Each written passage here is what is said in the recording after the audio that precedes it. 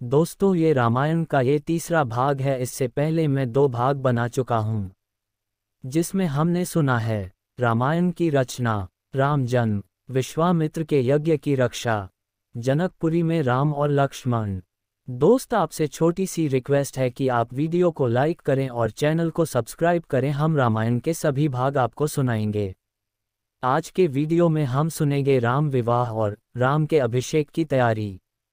राम विवाह। राजा जनक के मंत्रियों द्वार राम लक्ष्मण का समाचार पाकर राजा दशरथ बड़े आनंदित हुए। धनुर्भव की बात सुनकर तो उनके आनंद का ठिकाना न रहा। महल में जाकर उन्होंने सब समाचार रानियों को सुनाए। रानियां भी फूली न समाईं। उन्होंने ब्राह्मणों को दान दक्षिणा दी। गुरु वशिष्ठ की आज्ञा लेकर राजा दशरथ बारात की तैयार कराने लगे। हाथी, घोड़े और रथ सभी सजने लगे। छैल छबीले सवार घोड़े नाचने लगे। गुरु वशिष्ठ और राजा दशरथ दिव्य रथों में बैठे चतुरंगिनी सेना के साथ बारात चल पड़ी और 5वें दिन मिथिला जा पहुंची। राजा जनक ने नगर के बाहर आकर बारात का स्वागत किया और भली भांति सजाए गए जनवासे में सबको ले जाकर यथायोग्य ठहराया। विश्वामित्र को जब राजा दशरथ के आने का समाचार मिला तब दोनों राजकुमारों को लेकर वे जनवासे पहुंचे। राम लक्ष्मण ने पिता के चरणों में प्रणाम किया। राजा दशरथ ने विश्वामित्र के चरण छुए और कहा, मुनिवर, आपकी कृपा से ही शुभ दिन मुझे देखने को मिला है। राजा जनक की सारी नगरी जगमग जगमग कर रही थी। एक एक घर, एक एक द्वार वंदनवारों से सजा था। चारों ओर मंगल गीत सुनाई दे रहे थे। राजमार्ग और राजमहल में दर्शकों की अपार भीड़ थी। विवाह मंडप मणियों और हीरों के फूल पत्तों से सजा था। मणियों के बने भौरे और तरह तरह के पक्षी विवाह मंडप पर जड़े थे, जो हवा चलने से गूंजते कूजते थे। चारों राजकुमारों को लेकर गुरु वशिष्ठ के साथ महाराज दशरथ विवाह मंडप में पधारे। बहुमूल्य वस्त्रों और आभूषणों से सुसज्जित चारों राजकुमारियों को लेकर राजा जनक भी मंडप में आए। राजमहल की अनेक स्त्रियां भी सजकर विवाह देखने पहुंचीं। राजा जनक सीता को दिखाकर महाराज दशरथ से बोले, राजन, यह मेरी बड़ी बेटी सीता है जो मुझे हल चलाते समय पृथ्वी से मिली थी। आपके वीर पुत्र श्रीराम ने मेरा प्रण पूरा कर इसे वरण करने का अधिकार प्राप्त किया है। यह मेरी दूसरी पुत्री उर्मिला है और ये दोनों कन्याएं मेरे छोटे भाई कुशध्वज की हैं। बड़ी का नाम मांडवी है और छोटी का श्रुतकीर्ति। मेरी इच्छा है कि सीता के विवाह के साथ इनका भी विवाह हो जाए। लक्ष्मण के लिए उर्मिला को, भरत के लिए मांडवी को और शत्रुघ्न नए को स्वीकार कर मुझे कृतार्थ करें। जनक के प्रस्ताव को राजा दशरथ ने सहर्ष स्वीकार कर लिया। तब अग्नि के सामने चारों कन्याओं को अपने अपने पतियों के हाथ में सौंपते हुए राजा जनक ने कहा कि इन कन्याओं को मैं तुम्हारे हाथ सौंपता हूँ। ये छाया की भांति तुम्हारे साथ रहेंगी। तुम इनका पाणिग्रहण करो। इनकी सब तरह से रक्षा करना तुम्हारा धर्म होगा। गुरु वशिष्ठ और शतानंद ने वेद मंत्रों के साथ विधिवत विवाह कराया। तब राजा दशरथ राजकुमारों और पुत्र वधुओं को लेकर जनवासे लौट आए। जनक ने कन्याओं और सब बरातियों को सुंदर उपहार दिए। राजा दशरथ ने भी सोने से सींग मढ़ाकर दूध देने वाली सहस्रों गायें ब्राह्मणों को दान में दीं। दूसरे दिन विश्वामित्र ने आकर राजा दशरथ को बधाई दी और सबसे विदा लेकर वे अपने आश्रम को लौट गए। कुछ दिन तक जनक का आतिथ्य ग्रहण करने के पश्चात राजा दशरथ ब्रैट के साथ अपने नगर को लौट चले।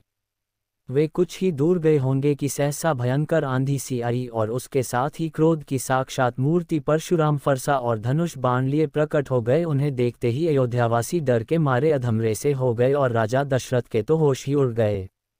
राम का रास्ता रोककर परशुराम बोले, राम, शिव के पुराने धनुष को तोड़कर तुम्हारा हौसला बहुत बढ़ गया है। मैं तुम्हारे अहंकार को चूर करूंगा। राजा दशरथ ने गिड़गिड़ाकर परशुराम से बड़ी अनुनय विनय की और राम पर अनुग्रह करने की प्रार्थना की। परशुराम ने दशरथ की बात सुनी अनसुनी कर दी और राम से फिर बोले, मेरे इस धनुष को चढ़ाओ। यदि न चढ़ा सके तो तुम तत्काल मेरे फरसे का आहार बनोगे। ये सुनते ही राजा दशरथ तो बेसुध होकर गिर पड़े। मनस्वी राम निर्भीकता से बोले, मेरा रूप आप देखना चाहते हैं तो देखें। उन्होंने परशुराम के धनुष बाण लेकर प्रत्यंचा चढ़ा दी और धनुष पर बाण रख कर बोले, मैं इस बाण से आपकी तपस्या का समस्त प्रभाव अभी नष्ट करता हूँ और भनारगात से आकाश में विचरण करने की शक्ति भी नष्ट करता हूँ। परशुराम हतप्रभ हो गए। उन्होंने राम की स्तुति की और आशीर्वाद दिए और यह प्रार्थना की कि तप का फल भले ही नष्ट कर दें, परंतु मनोगति नष्ट न करें, जिससे मैं महेंद्र पर्वत पर लौट सकूं।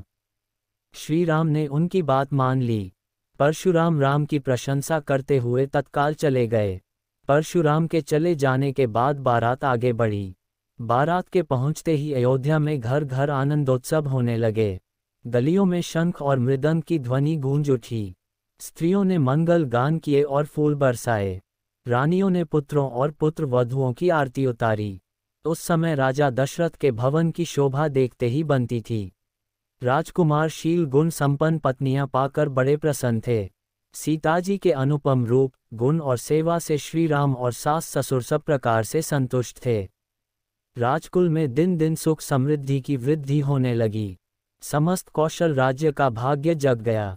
अयोध्या कांड। राम के अभिषेक की तैयारी। भरत के मामा युधाजित अपने पिता की आज्ञा से भरत को लेने के लिए अयोध्या आए थे। जय अयोध्या में पहुंचकर उन्हें बारात का समाचार मिला, तब वे भी जनकपुर जा पहुंचे। जनकपुर से लौटने पर कुछ दिन बाद राजा दशरथ ने भरत और शत्रुघ्न को कैकई देश भेज दिया। नाना और मामा ने उन्हें बड़े लाड प्यार से रखा। भरत की इच्छा अपने नगर लौटने की होती तो उनके नाना अनुरोध कर उन्हें रोक लेते।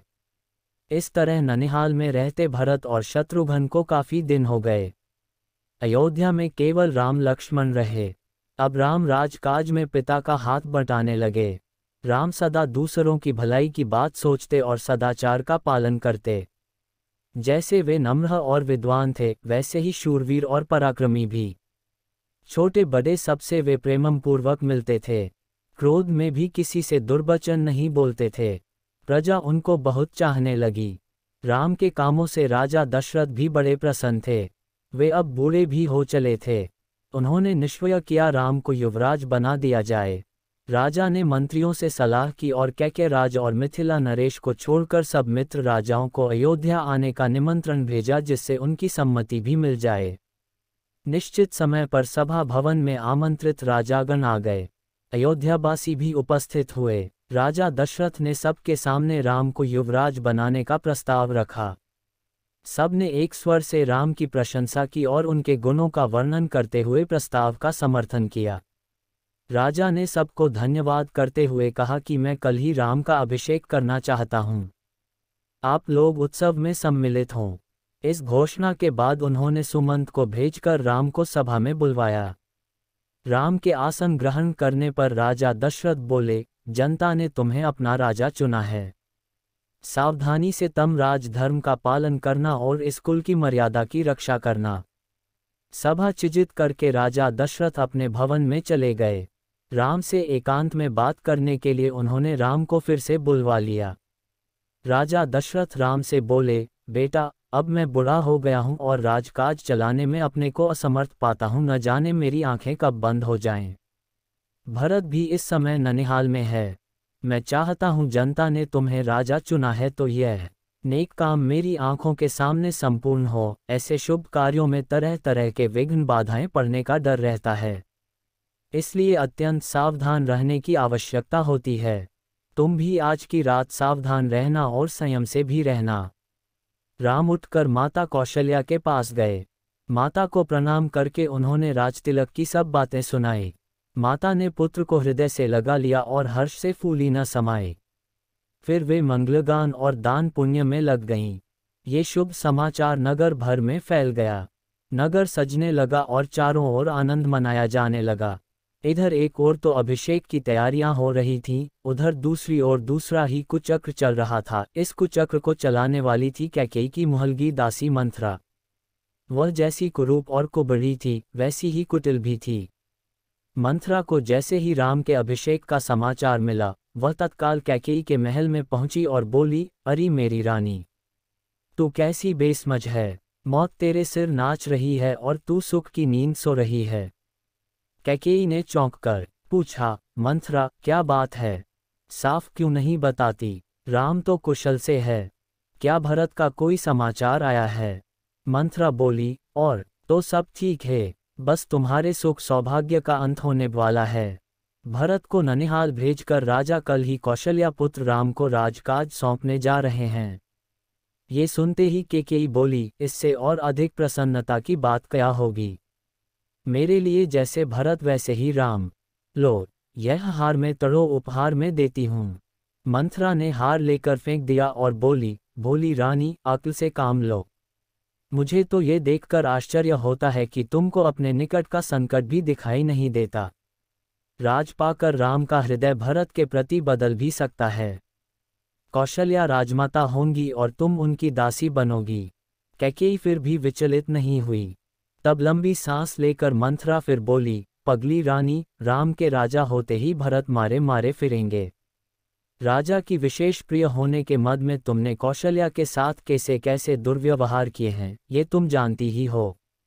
राजमाता होते ही वे उन सब का तुमसे बदला लेंगी। इस संकट से बचने का एक ही उपाय है कि किसी तरह राम को वन भेज दिया जाए और भरत का राजतिलक हो। अब कैकेयी की बुद्धि पलटी। अपना कार्य सिद्ध होते देख मंथरा बोली, रानी याद करो, एक बार शंबासुर के विरुद्ध इंद्र की सहायता करने के लिए महाराज गए थे। तुम भी पति के साथ गई थी। तुम्ही ने रणक्षेत्र में राजा के प्राणों की रक्षा की थी। राजा ने प्रसन्न होकर तुम्हें 2 वरदान मांगने को कहा था। वे दोनों वरदान तुमने अब तक नहीं मांगे, अब मांग लो। कोप भवन में जा बैठो और जब राम की सोनगद खाकर राजा वचन दे, तब एक वरदान से भरत को राजतिलक और दूसरे से राम को 14 वर्ष का वनवास मांग लो। कैकेयी ने ऐसा ही किया।